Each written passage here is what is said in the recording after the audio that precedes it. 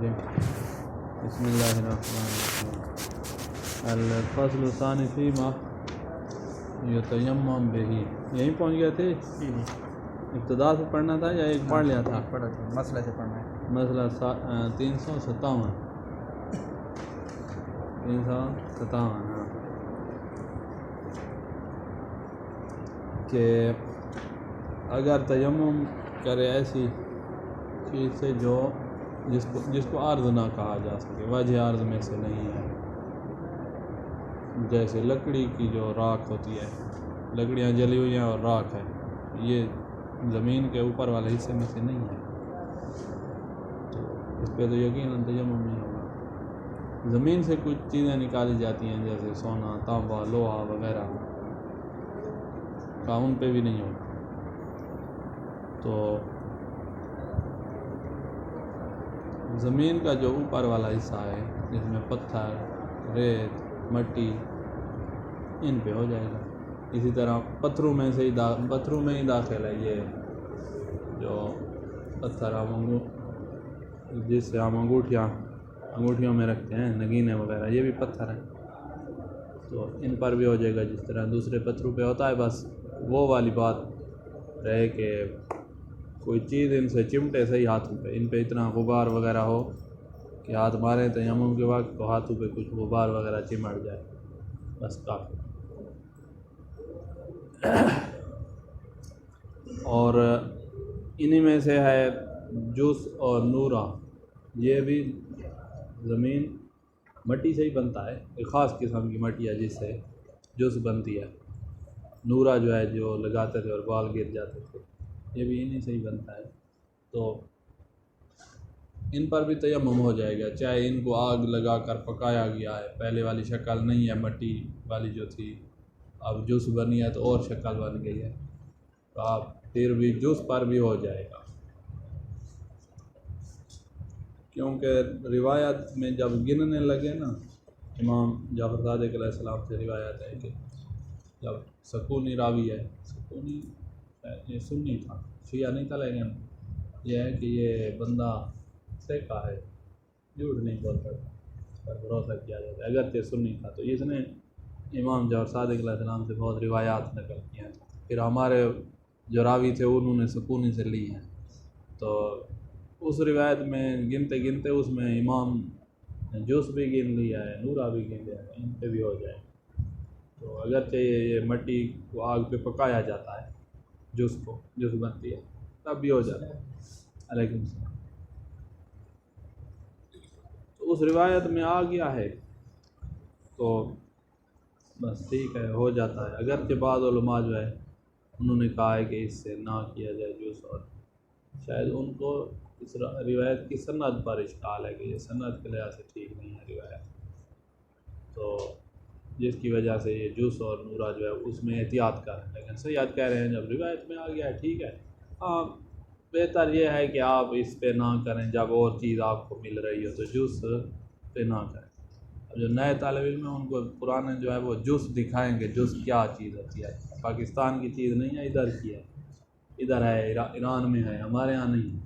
ہمارے یہاں پانی بہت زیادہ ہے اور پانی میں نہیں چلتی. اب یہ جو چھت بنی ہوئی ہے اس میں کوئی لوہا نہیں لگا ہوا، ایک اینٹ کو دوسری اینٹ کے ساتھ ملا، درمیان میں جوس جو گیلی تھی وہ لگائی، وہ اسی وقت پختہ ہو جاتی ہے. اس کو دیر نہیں لگتی ہے 1-2 منٹ میں، بلکہ آدھے منٹ میں وہ خشک ہو جاتی ہے اور اینٹ کو پکڑ لیتی ہے. اچھا، لا یجوز تیمم بما لا یصدق علیہ اسم العارض. جس کو اوپر اس میں عارض صدق نہیں کرتا اس سے تیمم نہیں کر سکتے. وَإِنْ كَانَ أَصْلُهُ مِنْهَا، اگرچہ نکلی زمین سے ہے، کارماد غیر العارض، غیر عارض کی راکھ، یعنی لکڑی کی راکھ، لکڑی اسی زمین سے ہی نکلی ہے تو اس سے پھر جلیا اور راکھ بن جائے تو اس پہ تیمم نہیں ہوگا. ایک ہے جو زمین میں سے ہی شمار ہو رہی ہے، جیسے وہ آتش فشان جو ہے پھٹتا ہے نا، اور اس کا ملبہ ارد گرد پھیل گیا ہے، تو وہ رماد الارض ہے.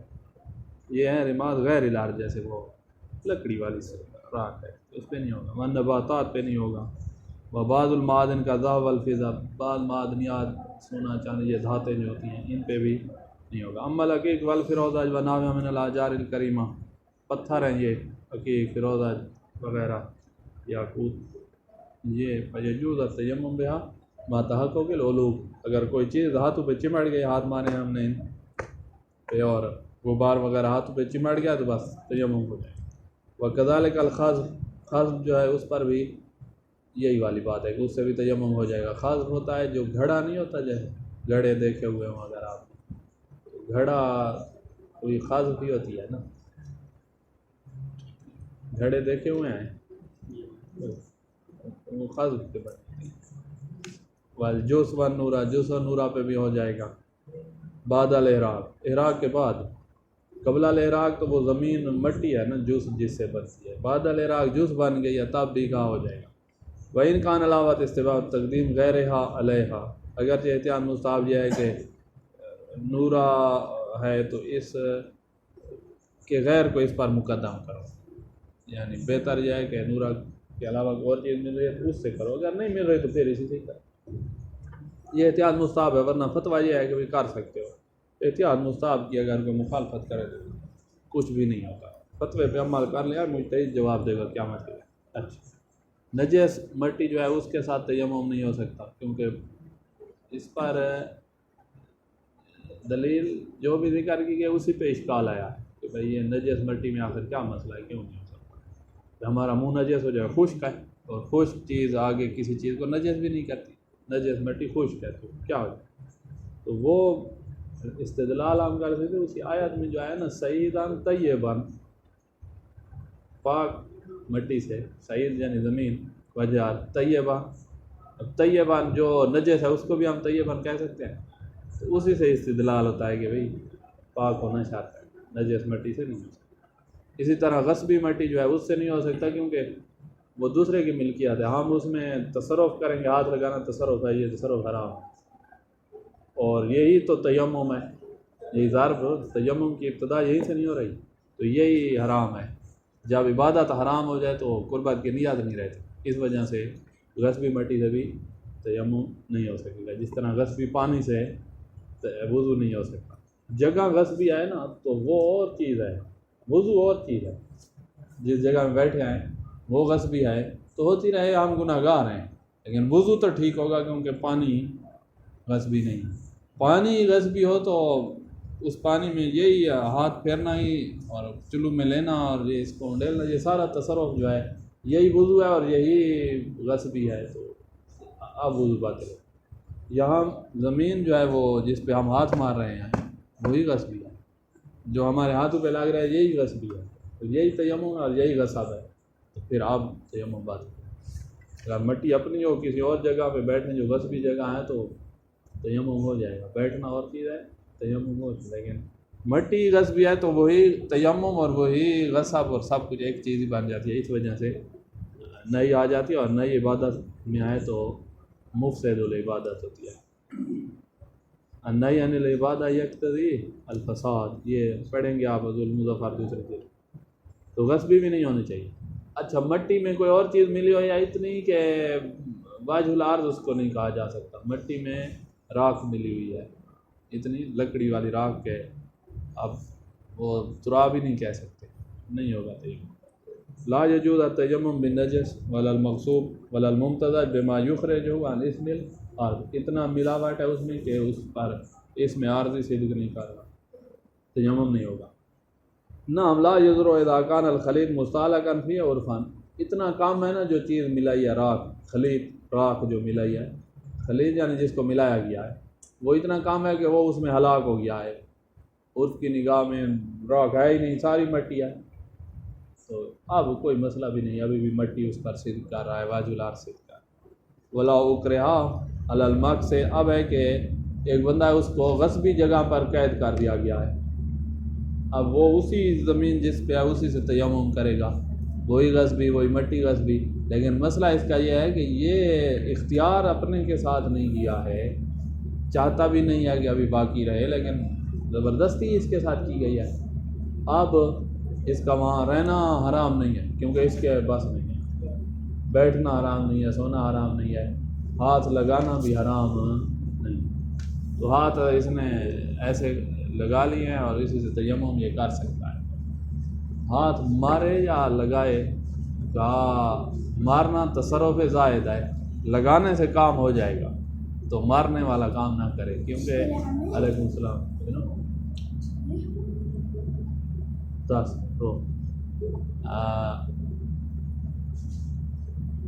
کیا کہاں تھے؟ ہاں، ہاتھ مارے نہیں غصبی جگہ پہ، یہ مکرہ ہے رہنے پر، ہاتھ نہ مارے، رکھ کر تیمم کر لے. مارنا جو ہے تصرف زائد ہے. کیسے تصرف زائد؟ سید کے نزدیک آگے آپ پڑھیں گے کہ تیمم میں ہاتھ مارنا واجب نہیں ہے، رکھ لو تب بھی تیمم ہو سکتا ہے. سید کوئی کہتے تھے کہ ہاتھ مارو، سید ثانی کہتے ہیں آپ کو اختیار ہے، ہاتھ مارو یا رکھو جو بھی کرنا چاہے. اب جب ہاتھ رکھنے سے کام ہو سکتا ہے تو تصرف زائد کیوں کرے مارنے والا؟ تو لہٰذا تصرف زائد سے منع کر رہے ہیں. بلا اکرہ علی المقصد فی المکان المغضوب جازا التیمم علی ارض، اس کی زمین، اس جگہ کی زمین پر تیمم کر سکتے ہیں، لیکن یقتصر فی علی وضع الجدین ولا یضرب بہما علیہا، ضرب نہیں مارنی، صرف ہاتھ رکھ کے تیمم کر لیتے ہیں. ضرب تصرف زائد. اچھا، اب تھوڑا اپنے علم اصول کو استعمال کریں کہ ایک جگہ پہ آپ کو شک ہے کہ یہ مٹی جس سے میں تیمم کرنا چاہتا ہوں یہ یا غصبی ہے یا میری اپنی ہے.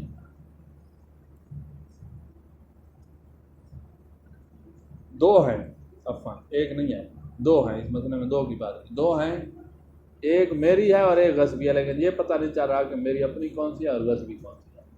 تو غصبی سے تیمم نہیں ہوتا اور فعل احرام بھی ہو جائے گا، اپنی سے ہوتا بھی ہے اور آپ کا فریضہ بھی ادا ہو جائے. پانی تو ہے ہی نہیں، آپ یہاں کیا کرو؟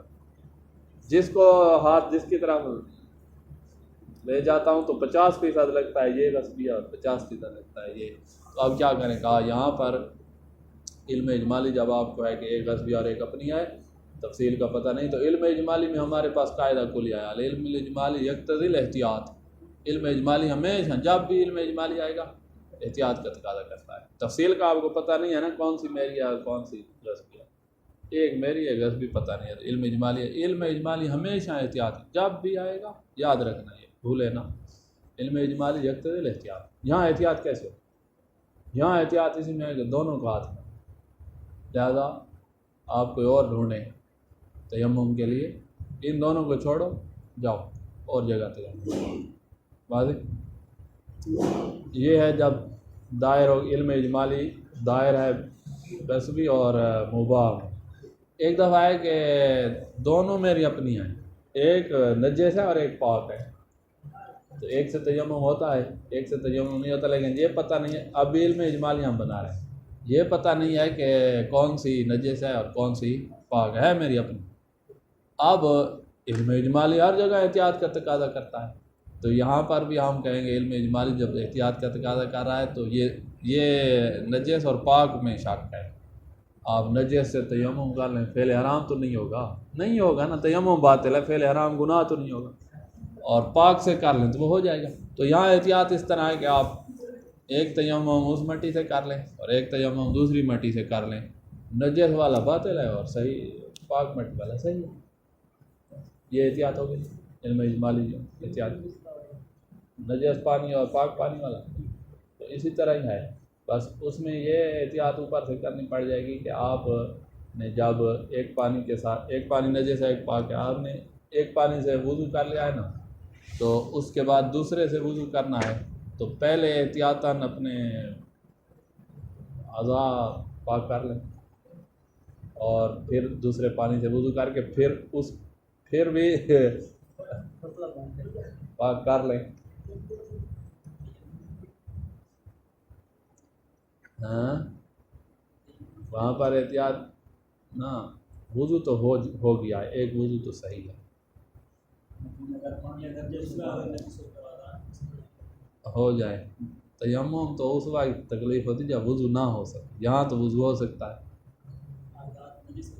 اب یہ پتہ نہیں ہے میرے اعضاء کا کیا بنے گا؟ تو اب میں جب دو وضو کر لوں گا، وضو صحیح ہو گیا، وضو صحیح ہے، اس کے بعد میں نے اپنے اعضاء کو پاک کرنا ہے نماز سے پہلے اور کوئی پانی ملا تو ٹھیک ہے، نہیں تو مجبوری میں ہو جاتی ہے نماز اس کے ساتھ جو نجس بدن کے ساتھ مجبوری میں نماز ہو جاتی ہے۔ اب میں جس کے ساتھ بھی دونوں وضو کر لیں، جس کے ساتھ بھی پاک کرنا چاہتا ہوں نا، تو 50% یہی رہے گا کہ نجس کے ساتھ میں کر رہا ہوں۔ تو دونوں کے ساتھ کروں تو ہو سکتا ہے بعد والا نجس ہو، پہلے والا پاک ہو، تو لہذا میں پھر وضو کر لوں گا، کیونکہ تیمم کی طرح میری تکلیف نہیں جائے گی عذاب، اسی لیے تو کہہ رہا ہوں دوسرے سے پھر پاک کرو اور پھر وضو کرو اسی دوسرے سے، تو دو کر احتیاط، علم اجمالی احتیاط تقاضا کرتا ہے جی۔ 4 وضو، 2 پانی ہیں، 4 کیوں؟ پہلے سے کیا مسئلہ وہ پاک دوسرا نجس ہو گیا، کیسے پتہ چلے پاک کون ہے اور نجس؟ وہی شک ہے، ہمیں پتہ نہیں، ہو سکتا ہے جس کی طرف ابھی آپ جا رہے ہیں وہی نجس ہو، تیسری دفعہ جس کی طرف جا رہے ہیں وہی نجس ہو سکتا ہے۔ ایک نجس ہے ایک پاگل ہے، ہمیں پتہ نہیں ہے کون سا نجس ہے، پتہ نہیں ہے۔ علم اجمالی احتیاط تقاضا کرتا ہے، احتیاط اس میں ہے کہ آپ دونوں سے وضو کر لیں، نجس ہو جائیں گے تو بعد میں اپنے آپ کو پاک کر کے نماز پڑھ لیں گے، اگر پاک نہ کر سکے تو نجس جسم میں نماز ہو جاتی ہے مجبوری کے حالت، تو کیوں تیمم کی طرف جائیں جب احتیاط ہو سکتی ہے؟ تیمم کی طرف جی، پھر احتیاط دونوں کو چھوڑیں گے، ایک پاک ہے ایک نجس تو دونوں سے کریں گے۔ اسی طرح ایک رات ہے، اندھیرا ہے، ایک مٹی اور ایک راکھ ہے، اب ہمیں پتہ نہیں ہے کہ راکھ کون سی ہے اور مٹی کون سی ہے، تو اس صورت میں بھی ہم 2 تیمم کر لیں گے، ایک اس سے اور ایک تو ٹھیک ہے۔ اذا اشتبہ تراب المقصوب بالمباح، غصبی مٹی کا اشتباہ ہو گیا ہے مباح کے ساتھ تو واجب الاجتناب عنہما، یہاں علم اجمالی جو احتیاط کا تقاضا کرتا ہے، احتیاط یہ ہے کہ دونوں سے اجتناب کریں۔ وَإِذَا اشتبہ تراب بالرماد، مٹی اور راکھ کا اشتباہ ہو گیا ہے، تیمم بکل منہما، دونوں سے تیمم کر لے گا، صح ٹھیک ہے، ایک تیمم ٹھیک ہے، ایک بات ہے۔ بل یاجب ذالک مال انحصار، بلکہ واجب ہے اگر اور کوئی راستہ نہیں ہے نا آپ کے پاس، یعنی مٹی نہیں مل رہی، بس یہی 2 ہیں، ایک راکھ اور ایک مٹی، تو آپ پر واجب ہے 2 تیمم کا، ورنہ ان 2 کو چھوڑ کے آپ تیسری طرف جا سکتے تھے نا، یہاں انحصار ہو گیا اور نہیں جا سکتے کہیں۔ وَكَذَلِكَ حُکْمُ اِذَا اشْتَبَهَ طاہر بالنجس، پاک اور نجس جو ہے ان کا اشتباہ ہو گیا، تب بھی علیکم السلام تب بھی یہی حکم ہے کہ آپ 2 تیمم کریں۔ اب ہے کہ کپڑا ہے وہ پڑا ہوا عراق میں، مٹی زیادہ ہوتی ہے، اس کے اوپر مٹی آتے یا گاڑی کا شیشہ دیکھا ہے کبھی جس کے اوپر مٹی آ جاتی ہے اور لکھنے والے لکھ دیتے ہیں کہ غسلونی، اس کے اوپر اتنی ہے کہ آپ ہاتھ ماریں گے تو آپ کے ہاتھ چھپ جائیں گے، ایک تہ بنی ہوئی ہوتی ہے، یا کپڑے کے اوپر تہ بنی، اس سے کیا تیمم ہو جائے گا؟ یقیناً ہو جائے گا، جب تہ بنی ہوئی ہے تو ہو جائے گا۔ اور عرف کے نزدیک اس کی تہ ہو، اگر تہ نہیں ہے، ابھی اتنی مٹی نہیں آئی ہے، تو پھر ہم آپ کو کہیں گے کہ اس سے نہ کرو، زمین پہ جا کے کرو۔ اگر تہ بنی ہوئی ہے تو اختیاری حالت میں اس پہ ہو جاتا ہے کہ اس کو اب مٹی کہہ رہا ہے، اس کی پوری تہ بنی ہوئی ہے تو ہو جائے گا۔ یہ تھا جب کپڑے کے اوپر ہے۔ ایک دفعہ ہے اور آپ کے پاس کچھ نہیں ہے، کمبل ہے، اس کے اندر غبار ہے، اس کو تھوڑا سا جھاڑو تو غبار نکل آئے گا، وہ جمع کر کے آپ تیمم کر لیں گے۔ کہا اس معنی سے یہ تو اس وقت کام کرنا ہے جب اور کچھ نہ ہو، کہا میرے پاس کچھ نہیں ہے، بس یہ کمبل ہی ہے جس میں کچھ ہے غبار ہوگا، تو ہم کہیں گے جھاڑو جمع کرو، اسی سے تیمم کرو۔ اگر اور کچھ نہیں ہے، مثلاً ایسے علاقے میں ہے جہاں برف ہی برف ہے، نہ پانی نہ مٹی، ساری برف باری ہوئی ہے، تو اس صورت میں مجبوری ہے اسی کو جھاڑو اور کرو۔ تو یہ جھاڑنے والا کام مجبوری کی صورت میں ہے، اس کے علاوہ میں نہیں ہو سکتا۔ آپ نے جھاڑ بھی لیا ہے تب بھی نہیں ہو سکتا کیونکہ مٹی سامنے پڑی ہوئی ہے. لیکن وہ جو شیشے کے اوپر مٹی گاڑی کے شیشے پر تھی وہ بہت زیادہ تھی، اس کی طے تھی، تو وہ اختیاراً بھی کر سکتے. الغبار المجتمع علی الثوب ونحوہ، کپڑے پر یا کپڑے کی طرح یعنی گاڑی کے شیشے پر جیسے غبار جمع ہے. اذا عدہ ترابا دقیقاً، دقیق مٹی شمار ہو رہی ہے. دقیق پہچانتے ہو نا اس کو اردو میں کیا ہے؟ ہاں باریک، بہت باریک مٹی. بیان کان لہو جرمون بنظر العرف، اتنی پڑی ہوئی ہے شیشے کے اوپر کہ اس کی ایک طے ہے اس کے نزدیک. جرم یعنی طے. جازا تیمم بھی، اس سے تیمم کر سکتے ہیں. ان کان علاوت استحبابا تقدیم غیر علیہ، اگرچہ احتیاط مصاب یہ ہے کہ اس پر کرنے کی جگہ زمین پر کر لو، تو یہ احتیاط مصاب ہے لیکن ہو جائے گا. وَإِذَا كَانَ الْغُبَارُ كَامِنًا فِي الثَّوْبِ، غبار کپڑے کے اندر ہے جیسے کمبل کے اندر تھا. وَأَمْكَنَ نَفْضُهُ وَجَمْعُهُ، اس کو جھاڑنا اور اس کو جمع کرنا ممکن ہے. بِحَيْث يَصْدُقَ عَلَيْهِ التُّرَابُ، ایسے جمع کر لیں گے کہ اس کو تراب کہہ سکیں گے. تو تعین ذالک اذا لم یتیسر غیرہ، جب اس کے علاوہ اور کچھ نہیں ہے تو پھر جھاڑو کمبل کو اور اس سے نکالو اور اسی سے تیار. اچھا یہ تھا زمین سے نہیں کر سکتے تو غبار سے کرنا، یہاں تک پہنچ گیا ہم. اب ہے کہ نہ ہمارے پاس زمین نہ ہمارے پاس غبار، برف ہی برف ہے اور جہاں کچھ نظر آئے گی تو وہ کیچڑ ہے. برف باری ہوئی کیچڑ ہے اور برف ہے، وضو ہو نہیں سکتا، برف ہے سارے، پانی نہیں اور کیچڑ ہے، نہ غبار ہے نہ مٹی ہے. اب کیچڑ پہ کر لیں. کہا جب کوئی چیز نہیں ہے، پہلے تھی زمین، اس کے بعد نمبر آیا غبار کا، وہ بھی نہیں ہے، پھر کیچڑ پہ کرو.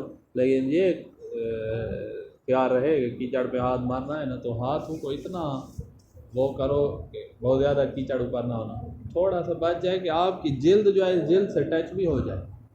اتنا کیچڑ زیادہ نہ ہو کہ آپ کی جلد پیشانی کی اور یہ ہاتھوں کی جلد کے درمیان کیچڑ آ جائے اور ہاتھ مس ہی نہ ہو. ہاتھ مس ہو اور درمیان میں جیسے وہ غبار ہاتھوں پہ ہوتا ہے تو ہاتھ بھی مس ہو جاتا ہے اور درمیان میں غبار بھی ہوتا ہے. تو اس طرح کیچڑ کو پھر اتارو صحیح. تو ہاتھ مارتے وقت احتیاط کرو، اتنا زیادہ ہاتھ نہ مارو کہ کیچڑ جو ہے وہ اتنا زیادہ چمٹ جائے کہ پھر اتارتے سارا ٹائم اتارنے پہ لگ جائے. اذا تعذر التیمم بالارض، اور یہ جو ہے نا کیچڑ کے ساتھ تیمم کرنا یہ روایت میں آئے گا، نہ آتا نا تو ہم احتیاط کرتے. روایت میں آ گیا ہے، زرارہ نے روایت کی ہے، شاید امام محمد باقر علیہ السلام، بارہ زرارہ کی روایت تھی. تو اس میں جو خود امام نے بیان کر دیا ہے کیچڑ میچڑ تو ہو سکتا ہے.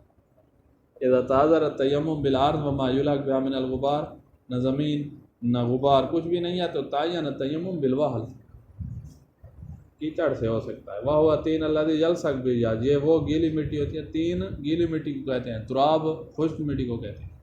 یہ وہ گیلی مٹی ہوتی ہے جو ہاتھوں سے چمٹ جاتی ہے. ولا یجوز ازالۃ جمیع بحیث لا یعلق بالجلد شیء منہ، ساری کیچڑ پہ ہاتھ مار کے سارے ہاتھوں کو بالکل ہی صفا نہیں کرنا کہ جی ہاتھوں پہ پھر کوئی چیز ہی نہ بچے چمٹی ہوئی، ایسے نہیں کرنا. صاف کرنا ہے لیکن کچھ چمٹی بھی رہے. بلاوت لزوماً عدم ازالت شیء منہ، احتیاط واجب یہ ہے کہ ساری مٹی زائل نہ کریں. الا ما یتوقف علی ازالت صدق المس بالجلد، اتنی زائل کریں، اتنی اتاریں وہ کیچڑ اتنا اتاریں کہ جس کے اتارنے پر موقوف ہو ہاتھ اور ہاتھ کے ساتھ پیشانی کا مسح موقوف ہو، یعنی جلد کا جلد سے لگنا. جتنی مقدار اتارنے پر موقوف ہے اتنی مقدار اتاریں، اس سے زیادہ کچھ باقی بھی رہ جائے اور جلد بھی جلد سے لگ جائے.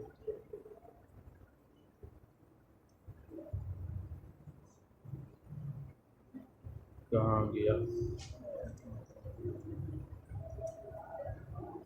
اچھا ولو امکن تجفیف ہو، اب یہ ہاں یہ سکھانا کہتے ہیں. یہ جو ہے نا ہم آپ کو احتیاطاً کہہ رہے ہیں کہ جلد مس ہو جائے، عرف کی نگاہ میں ہاتھ لگنا صدق کر جائے نا تو بھی کافی ہے. اگر آپ نے اتارا ہے کیچڑ کو اتنا اتارا ہے کہ اب آپ ہاتھ ماریں تو عرف یہ کہے گا کہ آپ کا ہاتھ جو ہے وہ پیشانی پہ لگا ہے۔ ایک دفعہ بہت زیادہ کیچڑ ہے، اس کی اپنی موٹی سی طے ہے، تو وہ تو ہاتھ لگنا ہی شمار نہیں ہو رہا ہے۔ آپ نے تخفیف کی ہے تو اب ہاتھ لگنا شمار ہو رہا ہے، تو بس کافی ہے۔ وَلَوْ أَمْكَنَ التَّجْفِيفُ وَالتَّيَمُّمُ بِهِ، اگر اس کیچڑ کو سکھانا ممکن ہو اور اس سے تیمم کرنا ممکن ہو، زوال ہوا ہے ابھی، تو ابھی کیچڑ سے وہ تیمم کرنے کی جگہ آپ اس کیچڑ کو سکھا سکتے ہیں 2 گھنٹے 3 گھنٹے بعد، اوپر پنکھا چلا دیں نا، جو 3 گھنٹے بعد وہ سوکھ جائے گا، کیچڑ نہیں رہے گا، تو پھر آپ نے کام ہی یہی کرنا۔ کیچڑ والا تو مجبوری کی صورت ہے، آپ کی مجبوری نہیں ہے، آپ 3 بجے نماز پڑھ لینا، 4 بجے پڑھ لینا۔ وَلَوْ أَمْكَنَ تَجْفِيفُ 3 اور تجفیف الوحل، کیچڑ سکھانا ممکن ہے، وَالتَّيَمُّمُ بِهِ، اور سوکھے ہوئے سے پھر تیمم کریں گے تو تعین ذالک، یہی کام کرنا ہے۔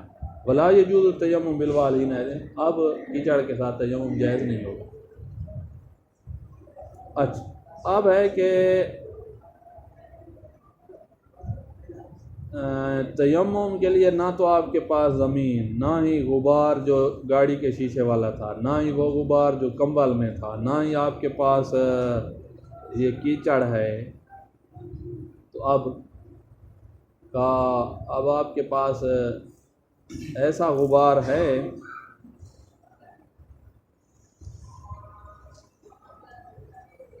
اب آپ نے کیا کرنا ہے؟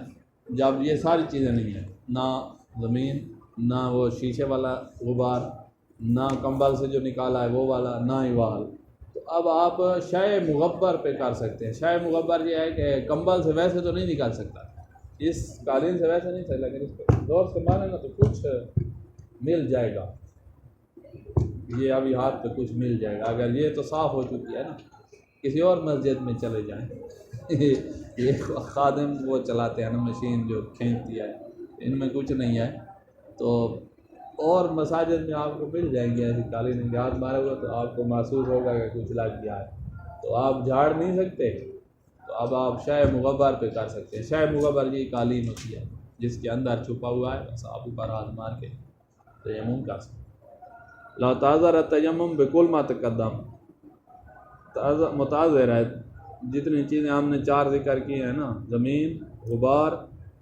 غبار کامن اور وحل، یہ 4 یہ نہیں ہو سکتی، تو پھر تعین التیمم بشیء المغبر، غبار والی چیز کے ساتھ تیمم کر سکتے ہیں۔ اے ما یکون الغبار کامنا فیہ، جس کے اندر چھپا ہوا ہے اور آپ باہر نہیں نکال سکتے، جو چھپا ہوا ہے۔ اولا یکون لہ جرم، اس کا جرم نہیں ہے، جرم کی آگے صفات آ رہی ہے، بحیث جو ہے نا یہ جرم کی صفات ہے، نہ کہ لا یکون کی، لا یکون لہ جرم، جرم نہیں ہے، بحیث یصدق علیہ تراب دقیق، کہ اس جرم پر تراب دقیق صدق کرے، وہ تراب دقیق جس جرم پر صدق کرتے وہ جرم نہیں، کما تقدم جیسے پیچھے گزرا ہے، تو پھر شے مغبر یہ قالین جو ہے اس پہ تجھے۔ اچھا، ایک ہے بندہ جس کے پاس نہ پانی، گلیشیار پہ ہے، برف ہی برف ہے، اور نہ ہی مٹی، اور نہ ہی وہاں کوئی اس طرح کی شے مغبر، کچھ بھی نہیں، یہ والا کیسے نماز پڑھے گا؟ کہا فاقد الطہورین جو ہو گیا ہے نا، نہ وضو اور نہ ہی تیمم، تو نماز کے لا صلاۃ الا بطہور، نماز تو طہور کے بغیر ہوتی ہی نہیں ہے، تو اب اگر یہ ایسے پڑھے ہی صحیح، نہ وضو اور نہ ہی تیمم، ایسے پڑھ بھی دے تو یہ تو نہیں ہوتی، یہ تو بات ہے، پھر پڑھ دے تو یہ سارا وقت گزر جائے گا، اس کی نماز نہیں ہوگی، یعنی اس پر قضا ہو، تو یہ مورد ہے جہاں پر ادا ساقط ہو جاتی ہے۔ ویسے علماء کا اختلاف ہے، دوسرے علماء کہتے ہیں کہ نماز کسی حال میں بھی ساقط نہیں ہوتی، سیاد کہہ رہے ہیں کہ بھائی اس حال میں آپ کیسے کہتے ہو کہ ساقط ہے؟ لا صلاۃ الا بطہور، یہ بھی مانتے ہو کہ نماز نہیں ہوتی مگر طہارت مائیہ یا ترابیہ کے ساتھ، اور پھر یہ کیسے کہتے ہو کہ ساقط بھی نہیں ہوتی؟ تو ادا ساقط ہے، اسی نماز کی انہیں قضا ہے۔ یہ ایک مورد، یہ ایک ہی مورد ہے جہاں پر نماز ساقط ہے۔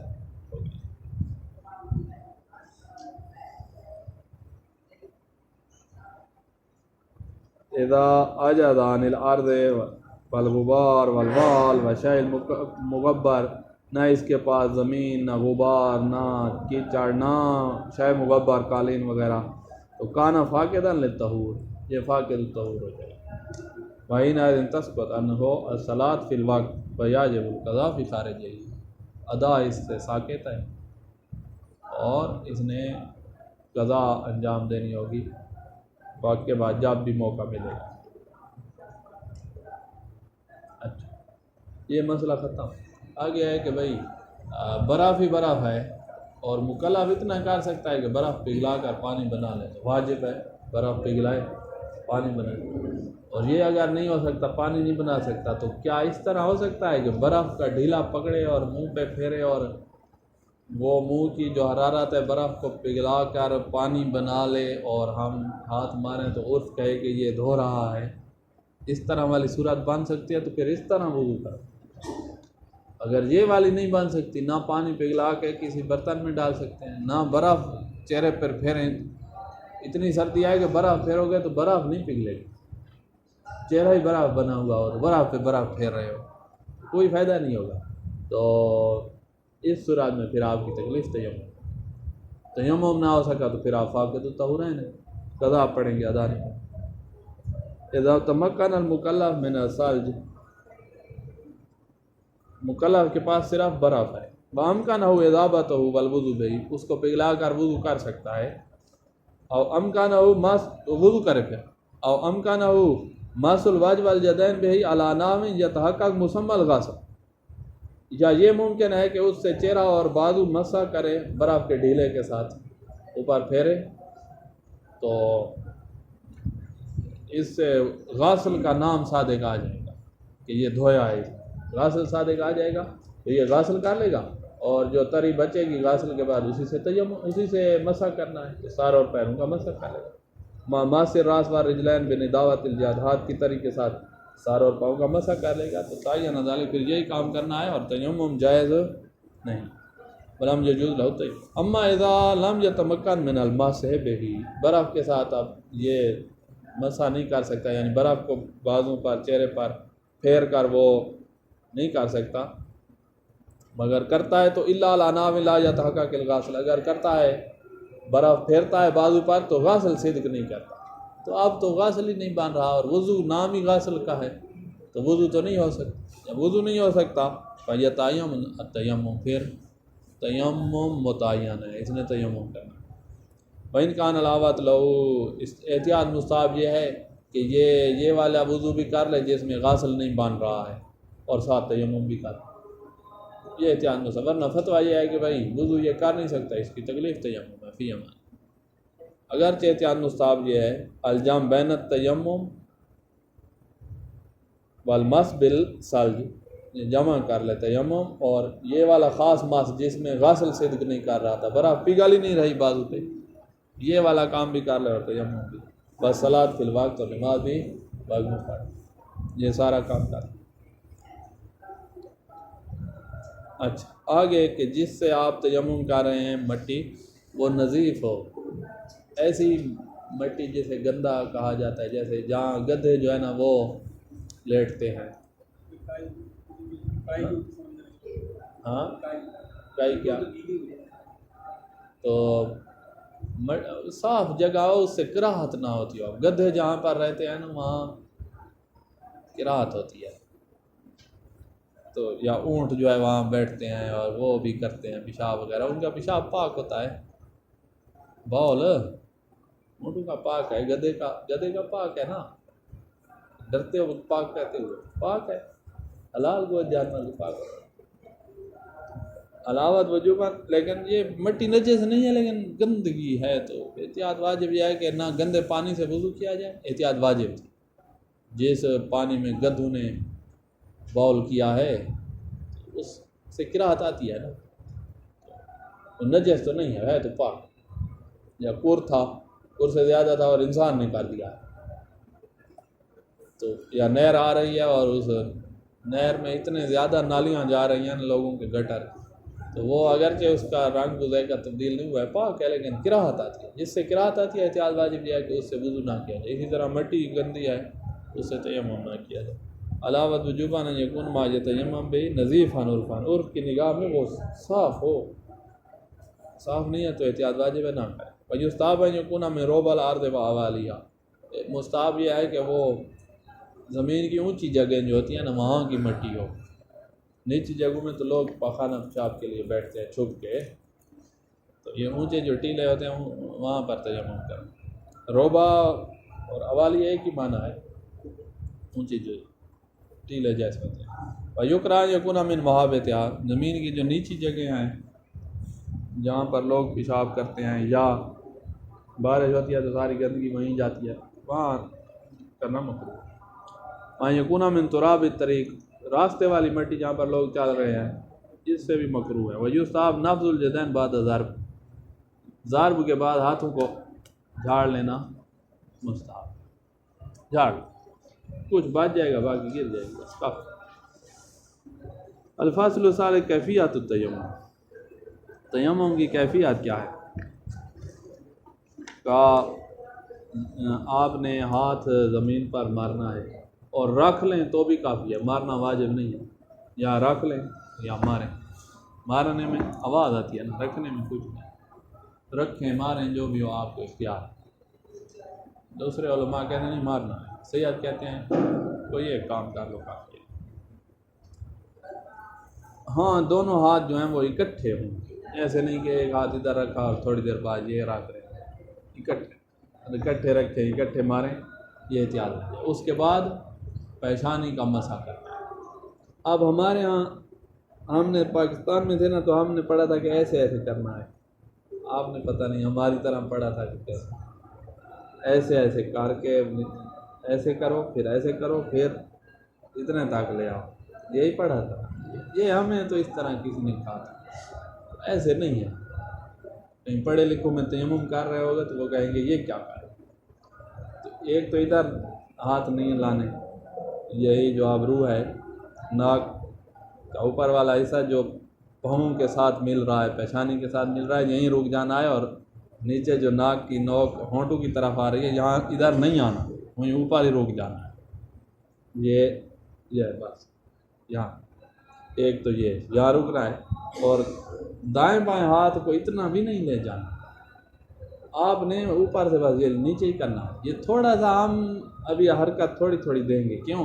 یہ جب ہاتھ آپس میں ملاتا ہوں نا ان کے درمیان یہ والی جگہ آپ کو نظر آ رہی ہے، یہ جب اس پر لگتی ہے تو تھوڑی سی ایک پنسل کی لائن جتنی جگہ جو ہے نا اس پہ میرا ہاتھ نہیں لگ رہا ہے، اگر میں ایسے ہی لے آتا ہوں یہ درمیان میں جگہ نظر آ رہی ہے ایسے والی، جیسے انگلی میں یہ والی جگہ پیشانی کی خالی رہ جاتی ہے، تو میں تھوڑی سی حرکت دوں گا تاکہ یہ جگہ خالی نہ کہ بالکل ادھر ایک کان کی طرف لے گیا اور پھر دوسرے کان کی طرف لے گیا، ایسے نہیں۔ تو دونوں ہاتھوں کے ساتھ میں کروں گا ایسے تھوڑی سی حرکت، یا اپنی انگلی کو کوئی اس طرح کر لوں گا کہ میری کوئی جگہ رہے، ایسے کر لوں گا کوئی، یہ پھر رہ جاتے اس کے نیچے بن جگہ، تو یہ تھوڑا سا میں ہلاؤں گا نا تو پھر رہے گی بس۔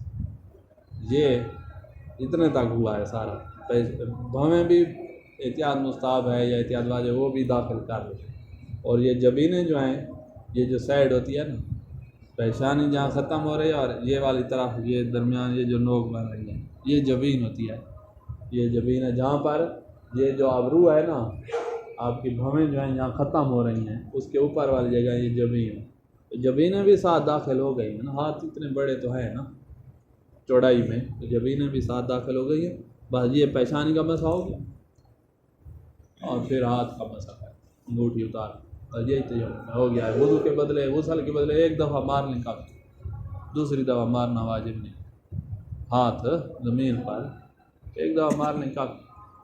مشہور یہ تھا کہ وضو کے لیے ایک دفعہ مارو، غسل کے لیے 2 دفعہ مارو، پیشانی کے لیے علیحدہ ہاتھ مارو، اور ہاتھوں کے مسح کے لیے علیحدہ ہاتھ مارو، یہ مشہور تھا کہ غسل میں 2 دفعہ ہاتھ مارنا ہے، وضو میں 1 دفعہ، لیکن ساری روایات کو جمع کیا ہے نا سید کوئی نے، سید سستانی نے، تو یہی نتیجہ نکالا ہے کہ دونوں میں 1 دفعہ مارنا کافی۔